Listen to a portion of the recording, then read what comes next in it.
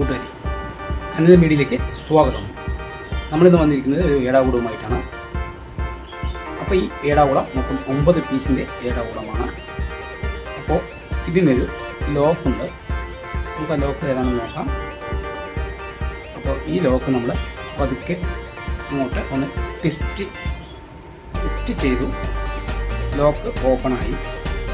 എന്നിട്ട് നമ്മൾ ആ ലോക്ക് പീസ് ഒന്ന് ഇങ്ങോട്ട് വലിച്ചിട്ട് അതിൽ ഫസ്റ്റ് പീസ് നമ്മൾ റിലീസ് ചെയ്തു. അതുപോലെ തന്നെ സെക്കൻഡ് പീസ് റിലീസ് ചെയ്തു. പിന്നെ തേർഡ് പീസ് റിലീസ് ചെയ്തു. ഫോർത്ത് പീസ് റിലീസായി. ഫിഫ്ത്ത് പീസ് നമ്മൾ റിലീസ് ചെയ്തു. അതേപോലെ സിക്സ്ത് പീസ് നമ്മൾ റിലീസ് ചെയ്തു.